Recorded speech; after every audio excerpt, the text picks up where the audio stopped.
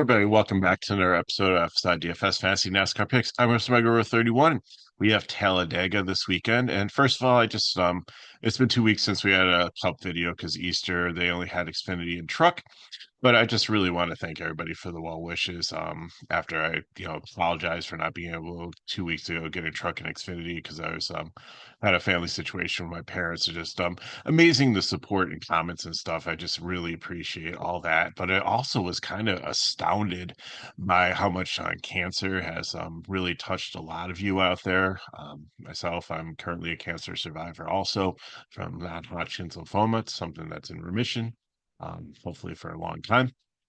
But also, like, how many of you have lost like mothers or fathers recently? So I think what I'll do is just because I know like NASCAR and sports sometimes help to be like a healing from it, especially when we get to Mother's Day and Father's Day coming up. I think I'll open up FSI for everybody for the weekend. So, if we have to do speculation videos, you can go right into our site or Discord. I'll figure out the easiest way to get you the information.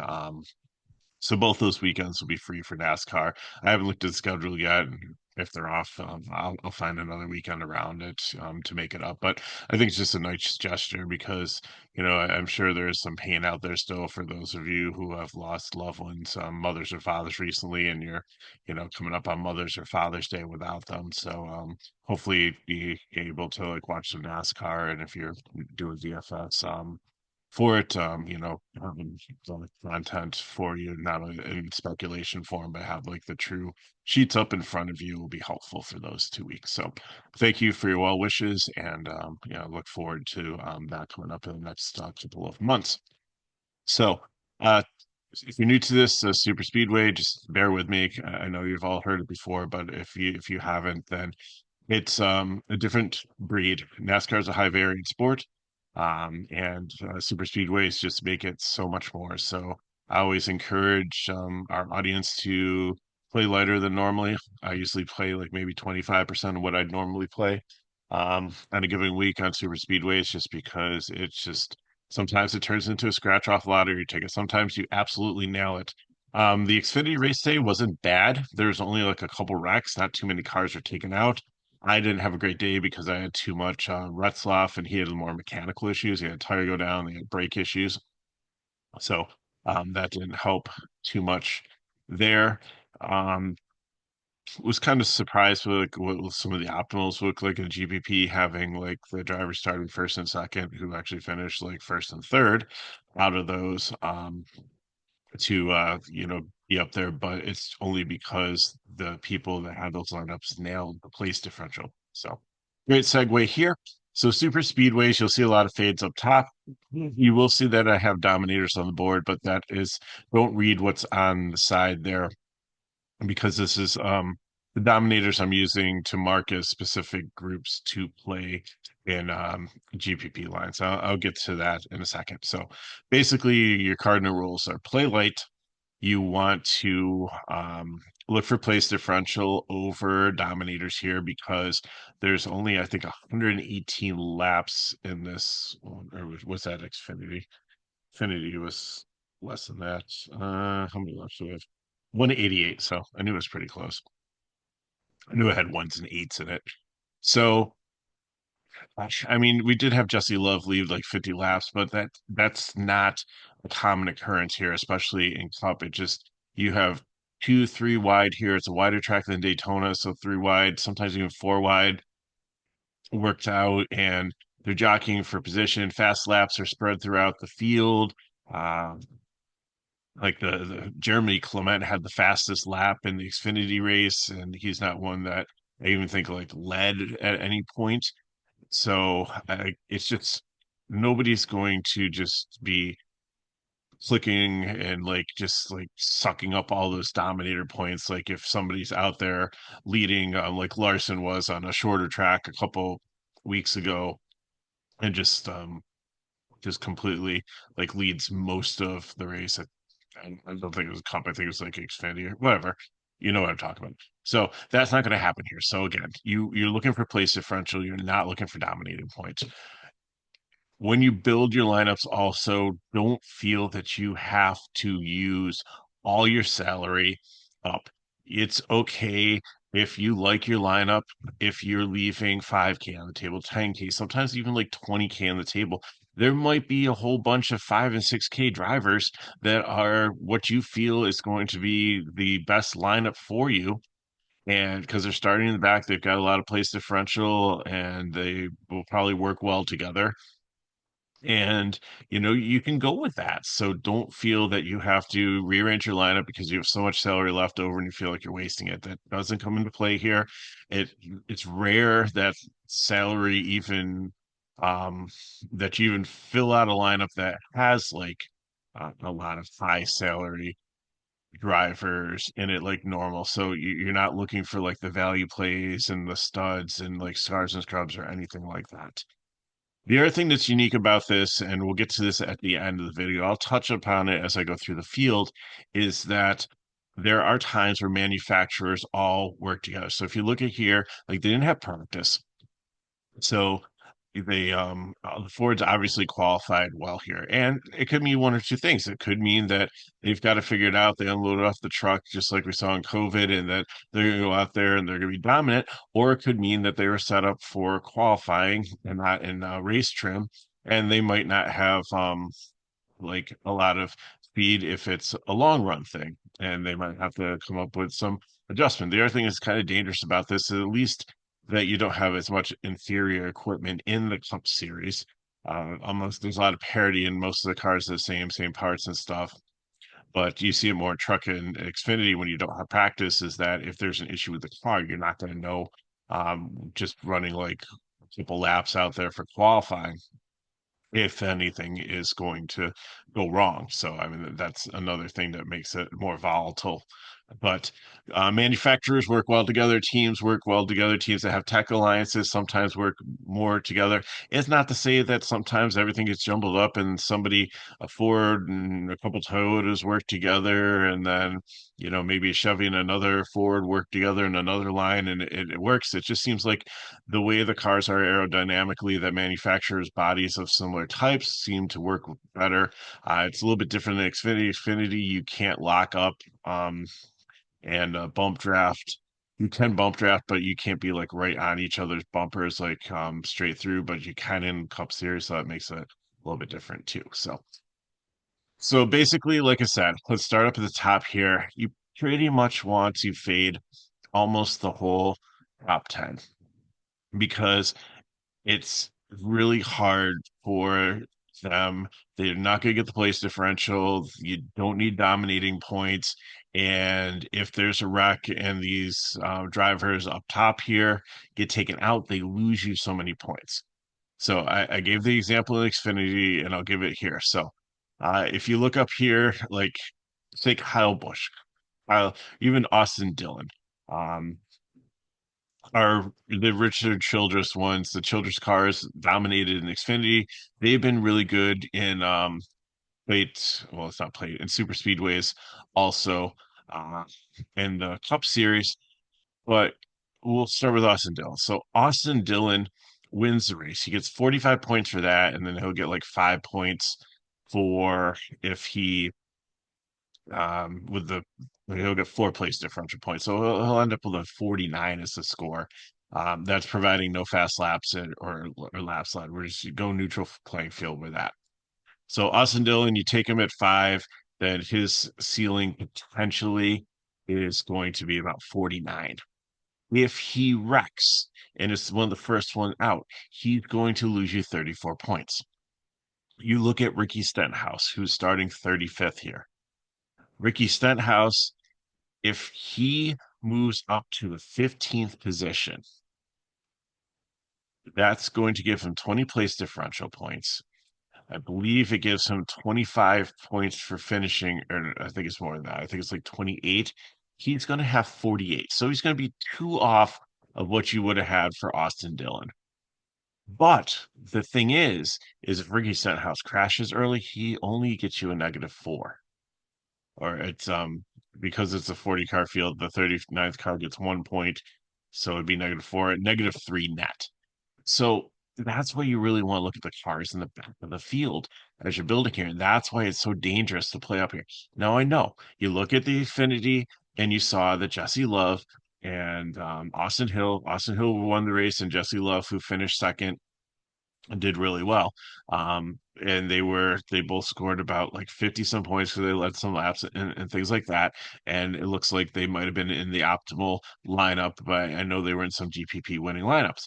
But within those lineups, you also had the drivers that started way in the back and got a lot of place differential. So they got it right with the winners, and that's one thing that you really want to try to do potentially in the GPP is nail who the winner is. Especially FanDuel is completely different. FanDuel, you want finishing position. FanDuel, I'm fine playing some of these drivers in the top 10 because place differential doesn't gain you as much and doesn't hurt you as much. You're looking for laps completed, and which is a category there, which is unique that DraftKings does not calculate that. So you want people that are going to finish the race and finish high up to help you get more points there, and the finishing position is better. So with all that being said, I put 300K drivers, and if you want to take this stack in the ultimate GPP YOLO lineup, I think it works because Penske has been good at this track. They can work together. They can go out there. Um, they can lead. They haven't had the results as much recently, especially Logano, but at Super Speedway, because Logano has won a race recently. Logano has done well recently. But if you look at it, Blaney at Daytona finished seventh. Atlanta, which is kind of like a super speedway. It's not as volatile as Daytona and Talladega, but it has some of the same drafting principles there. Finished fourth. So Blaney is definitely one that I really like up here if you're trying to go for a GPP build. And Cindric has won multiple through his career in Cup on super speedways. He finished eighth at Daytona, not as good at Atlanta. But you pair this whole team with Penske together with Logano, Cindric, and Blaney. If they go up there and they race well and they finish one, two, three, and don't take each other out at the end, then if you nail the place differential ones in the back, it could be a successful build for you. I don't know if having all three of these in your lineup is going to be enough with place differential if there's a lot of other great place differential plays. Just having their finishing position is going to be enough to take down a GPP. But I think if you want to go 2 out of 3, but I really like the stack. Josh Berry is another option up here too, but I just don't feel, even though he's kind of the Wood Brothers, is kind of a subsidiary of Penske. It's kind of like an unofficial fourth car with all their alliances, agreements, and stuff. I just don't think that I like his super speedway skills as much as I like Blaney first, Cindric second, then Logano third. So if you're doing anything up here, then you can 2 out of 3, 3 out of 3 if you're going to have to absolutely nail the pace differential ones if you go that far. So I'm recommending probably in the 100K if you take 2 out of 3 of these. Uh, and uh, if the Fords work together and they have the most dominant cars and the qualifying speed is not a fluke thing, then it could be a solid day for you. But if anything, if you're just going for like a GVP and you're trying to nail the winner, I'd probably just take Blaney and then just go on further and take place differential. So that's the top 10 for you. Gibbs, I'm going to be a fade on. Zane Smith on the pole. I don't see it. Like I said, Bush and Dillon are interesting, but I just again they just run into too much trouble. I I could see Austin Dillon finishing the top 10. Kyle Bush, he's gonna checkers or records who's gonna win it. It's just too hard, I think, in DFS. On FanDuel, yes. On DK, I can't do it. Logano I talked about. Greece, it's not Daytona. He's had some horrendous wrecks there. I just wonder if the whole super speedway thing gives him the yips and makes him a little bit more conservative. So I do like RFK Racing here, but if anybody, I'd probably take Kozlowski because he's good at it, and he'll probably find the rest of the Fords, and he's got some place differential starting 22nd. But I don't really like Priest here. I don't really like Busher here, even though I think Busher had a top 10 in Daytona. I just think that the place differential is just the negative that could potentially happen if they wreck is just too much to overcome. It could just completely ruin your day. Like I said, Gibbs, I'm a fade on there. Okay, so now let's look at 11 through 20. Bell, I think, is I put as an upside dominator because he is one that could potentially win this. So if you wanted to start your lineup with him as a one-off as who you think the potential winner is, and then go five place differential, I'm fine with that. Custer, I think, is a fade here. I don't see him. I mean, he could luck box a win potentially. Like that's something that you see like anybody in the field besides like maybe BJ McLeod and JJ Yaley has the potential to win this if it turns into complete chaos. So I wouldn't count Hector out completely, but I think he's a fade here. And what I'm talking about fades mostly here, it's in cash games, and fan of the show Izzy would probably tell you that there is no cash game when it comes to super speedway, which he is completely correct there. But what I'm considering cash games are if you're still playing in like 50-50s, double ups, things like that, single entries, you want to go with place differential over getting like a lot of these drivers. If you're playing in the anything over like a 20 max, then definitely uh keep some of these drivers that I'm talking about in there. But I think your build you really want to do is take the winner and then place differential. So I think Bell's one of those. Custer is not. Hamlin, I think the purple ones I think have like even more upside than I really like the orange ones as potential winners. I really think the purple ones have a nice little blend um, of having the upside to potentially go up and win the race. Plus, they have a little place differential baked in. So Hamlin, again, usually like you want 20 to 25 is the sweet spot where you want to start looking at these place differential plays. So again, these are probably more GPP plays, but I think the safer GPP plays are going to be Hamlin here, who's had some success on super speedways.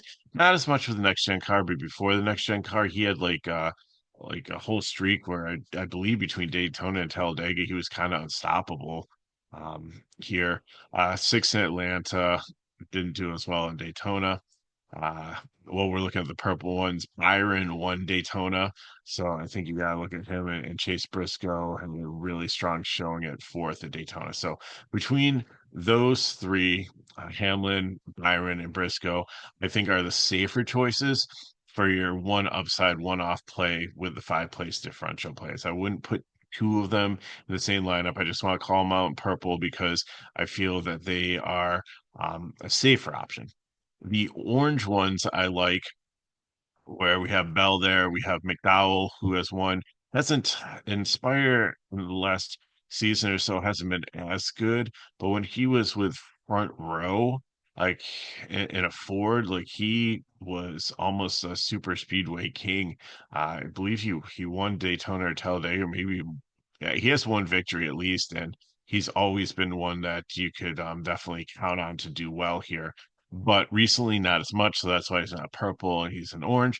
And then Alex Bowman, the Hendricks cars usually work well together and have some speed and figure things out. Sixth at Daytona, I think he has the upside to be a dark horse to win too. So again, the purples are, I think, are the safer bets. The orange, if you're playing like a 20 max, I think you can keep them in your pool too and build them as your one and then take place differential behind them. So I know I skipped over Gillian. I just don't feel that he's one. He's starting a little bit too far forward here. If you want to throw him in a forward stack, that's fine.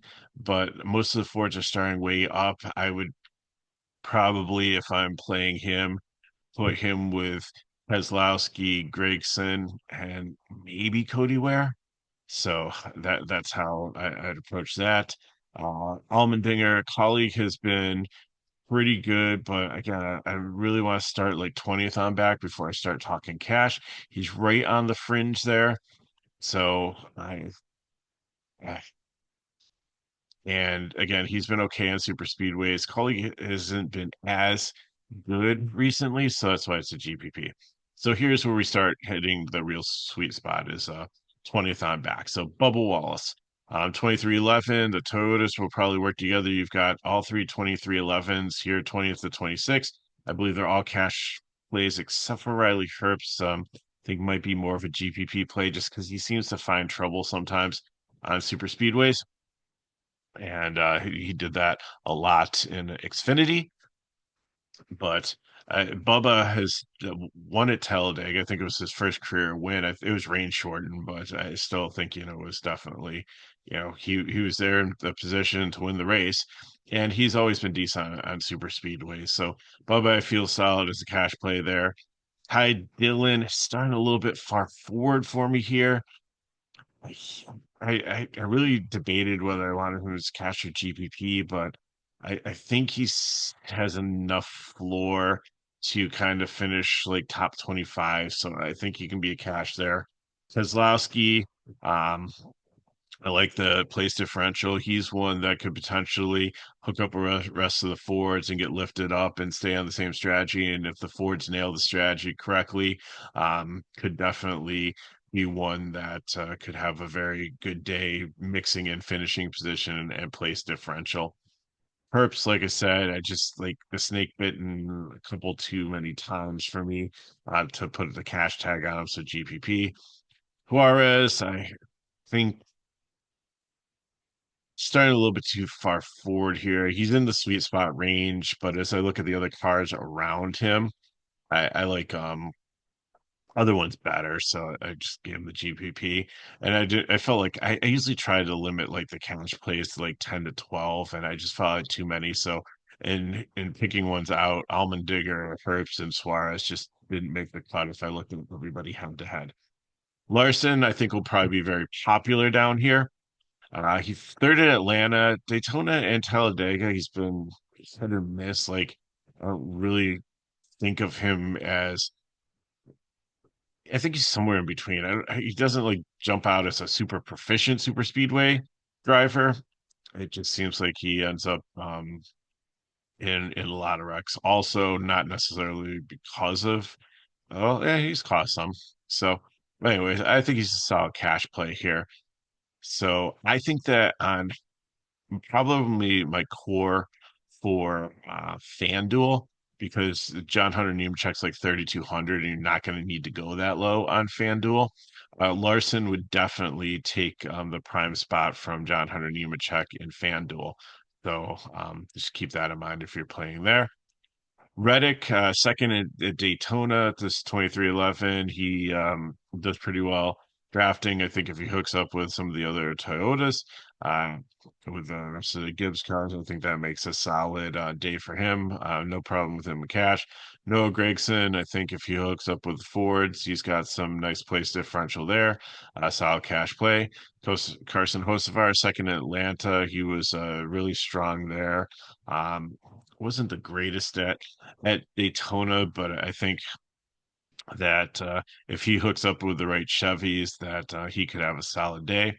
And then you guys might be really, if you watch the show for a while, like how much I have expressed my dismay with how John Hunter Nemechek has driven in the past. But again, I got to take the bias out and what I think I know and actually look at the data. And John Hunter Nemechek finished fifth at Daytona. He finished ninth in his duel that he had. So it was another top 10. He finished 10th in Atlanta. He's had 130th place finish, and everything else has been in the teens or at least in the top 25 this season. So nothing like spectacular, although I do feel like the super speedway ones having three races on the super speedway, including the duel there, and through all three of them being in the top 10 is kind of impressive. I like that the Toyotas seem to work well here, and that could help pull them up also. And if they are on the right strategy at working together, pit at the right time, figure out the fuel mileage and stuff, because sometimes he's turning the fuel races, and hopefully not as bad as Rockingham was, because that was just an absolute disaster. If you watched last week in both trucks and Xfinity, that people pushed it too much for fuel and ended up wrecking, not being able to launch on a restart and wrecking the field behind them. Just so frustrating. And you sometimes you see that at like Talladega 2, they try to stretch it, and it just doesn't work, and you see multiple cars running out of gas. But if a manufacturer nails it and gets it right and pits earlier or later, gets the it's not really about track position here but sometimes if you get your cars out there, get them lined up, and then and stay in the draft and stay tight, it can lead to good things. So I think John Hunter Nemechek with the good Toyotas, with the results I saw, that's why I got him listed as a prime play. Again, I don't think you're going to need it on FanDuel unless you're playing a lot of the top heavy ones. Then definitely consider him as a prime play and place differential one.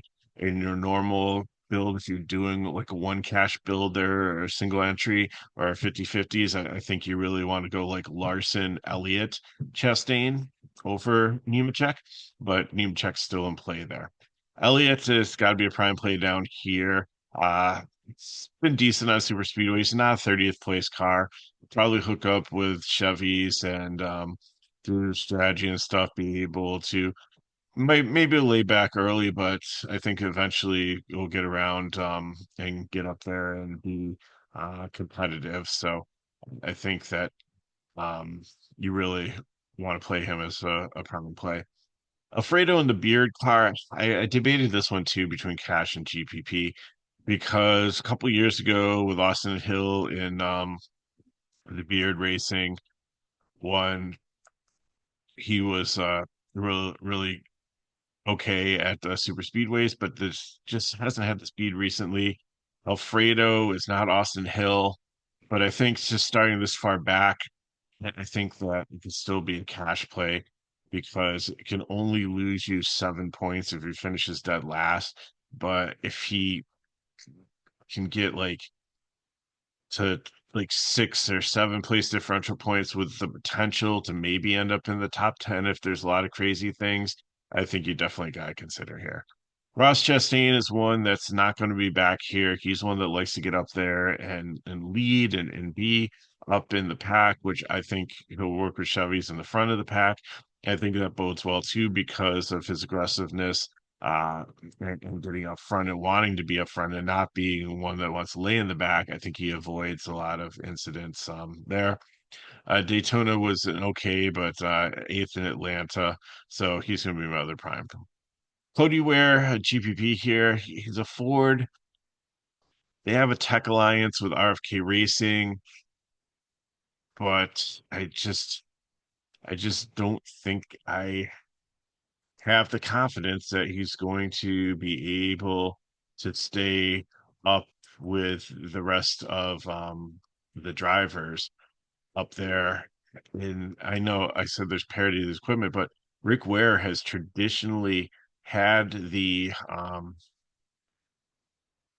theory that you just kind of like lay back and don't kind of wait for attrition to happen in front of you.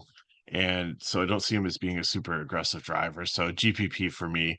Eric Jones, I think, is a cash play. He's been good on super speedways and has upside. Stenhouse is like Chastain, likes to go up there and lead fifth in Atlanta.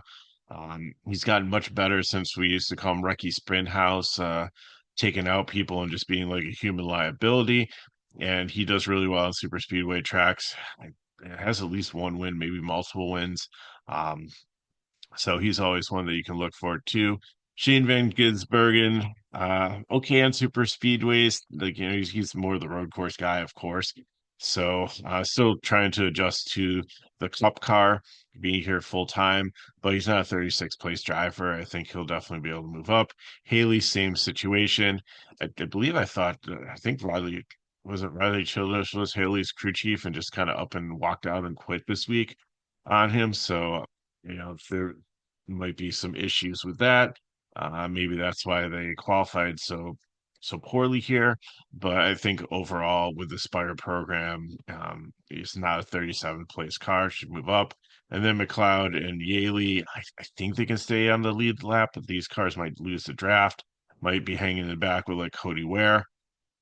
And there's less and less of these back markers that we see.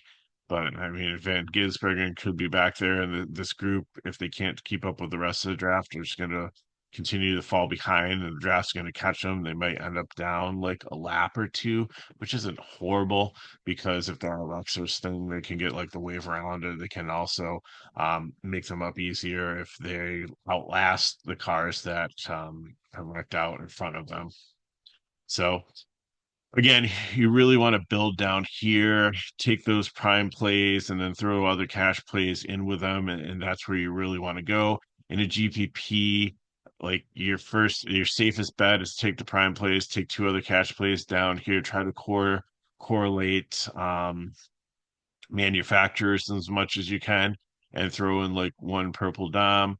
If you want a little bit more aggressive, go with the orange dom. If you want to go like super YOLO aggressive, then I think taking at least two of the Penske ones.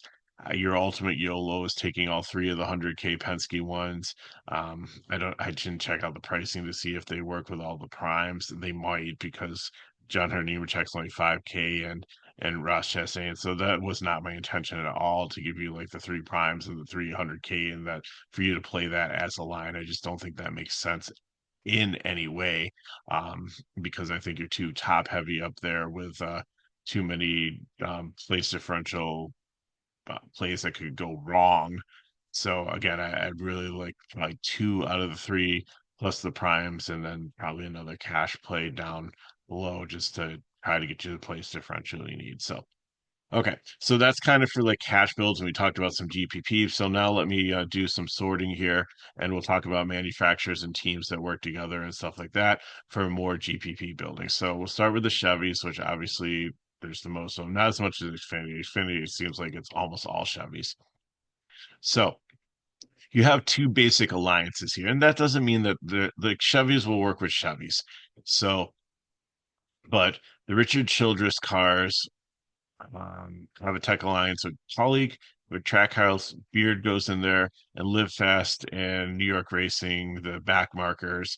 Um, I wouldn't really include them in here, but if you're trying to build by kind of like manufacturer and tech alliances, again, this is too dangerous. You have too many up here. Like FanDuel, it's great. On DK, if you're confident one of these two might win it, then I think that you have enough place differential if you play like Vance Gisbergen, Chastain, and Alfredo down here with one of them, and then, but I would probably mix in some of the Hendricks cars, which are the gold and not the peach, to balance that out.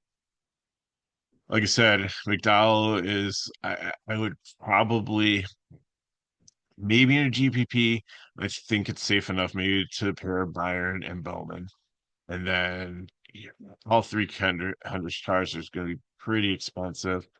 And then I'd probably throw in other Chevys down here to finish that off. I don't think they're going to be like, oh, hey, you're a Chevy and I have a tech alliance with you, but I don't with you. So I'm going to push you and I'm going to leave you out to dry. I don't believe that's how it's going to work. I think Chevys are going to work with Chevys because at the end of the day, it comes down to supporting the manufacturer. But I do think that through like sharing of information and things like that between like the Hendricks teams and the Childress teams that they might be more on the same page with one another and setups and the way things are going to work and having like talked about potential strategy. But I think all Chevys working together are in play. So just a couple ways you want to break it out. And again, like I said, you don't want to be too top heavy here. One of the Childress ones and then go way down here. The 200 I'm fine with, even with Larson and Elliott if you can get all four of them together, but then make sure that you have place differential down here with other Chevys to balance it out. Let's look at the Fords next. Here again, you have two like kind of major teams here. You have the Penske team, who would and Wood Brothers, who are all kind of work together, and then Front Row has a tech alliance with them. So I wouldn't play Zane Smith no matter what. Like just let it go. It's not going to work. Logano, again, I think if you think he is going to be the one that's going to win it, that's fine. Then I would drop down and play, like you're still like it's just so scary, like how many single digit numbers you have up here. Like even like the top 15, it just seems like wait, FanDuel, this is a dream. DraftKings is a nightmare. And then Cody Ware, like even though he's got Tech Alliance with, I think he's just going to hang out in the back. So really, Raikson and Keselowski if you're playing Fords, and then I don't know. This is so tough. I don't really love Gillian. Custard hasn't had the speed up here. Blaney, I think's safe. It might only be a three-person stack and then take place differential in another manufacturer down here. I, I, yeah, I really Keselowski. This is hard with the qualifying. I think it's like Keselowski and Gragson and Blaney, and then maybe take one more shot with like Cindric or Logano.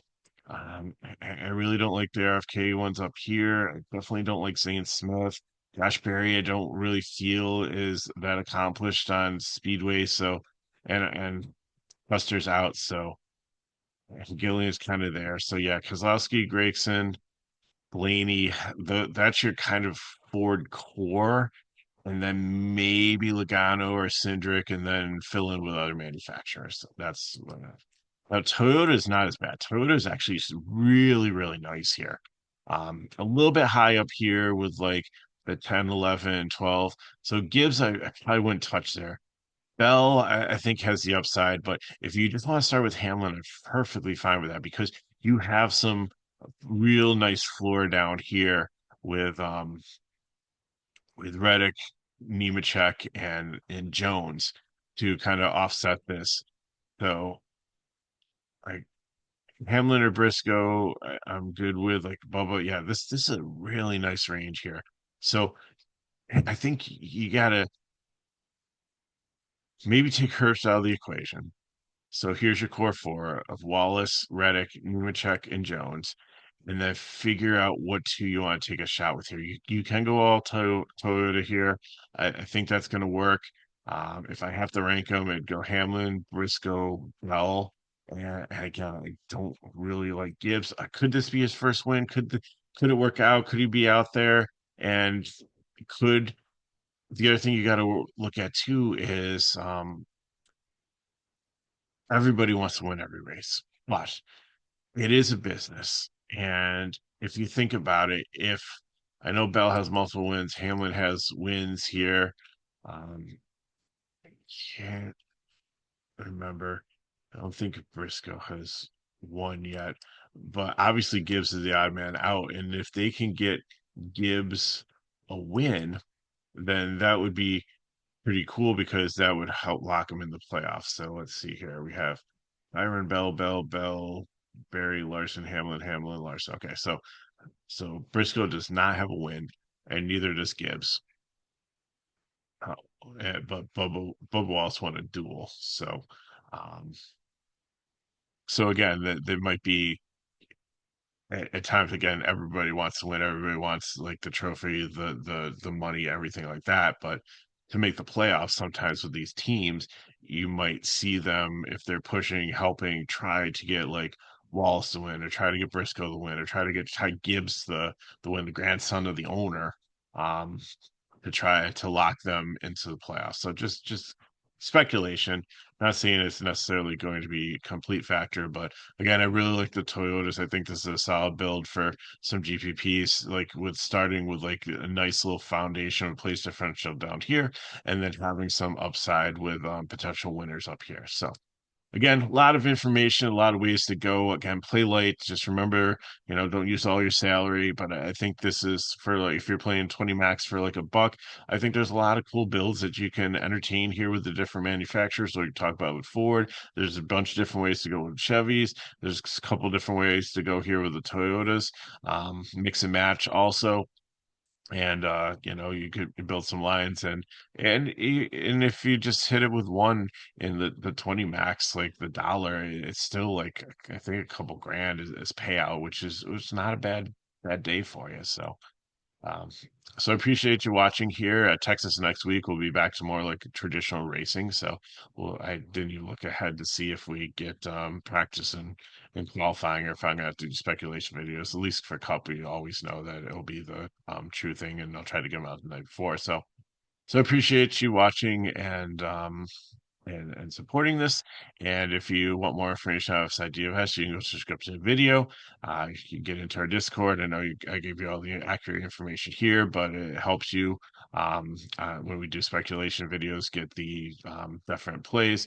But it also do answer more questions on strategy in there. We also, if there's any updates on like people go, I mean, it doesn't matter if anybody goes to the back here. It doesn't matter. It's a super speedway. There are tracks where somebody goes to the back, then and they're not going to be a dominator anymore. Then you're going to want to change your whole strategy. This isn't one of them. But the other thing nice about FSI is like there's so many sports going on, everything but football pretty much right now. We got NHL playoffs, NBA playoffs, we got PGA. Charlie's always covering every single soccer slate. There's like sometimes on weekends there's like seems like 10 or 12 a day. It's just amazing how much coverage he does. We're doing MLB usually on like weekends. On Saturday you get like two slates. Sunday, night baseball, things like that. So for $6, you can get in, get all the coverage if you want to come check that out. So if these videos help us back, like, subscribe to the channel, share with your friends. And if you have any questions, put them in the chat below. Hit me up at MegaRoar31 on Twitter/X or in Discord. So thanks for watching. Good luck in your contest. Hope you have an amazing weekend, and I'll see you next time.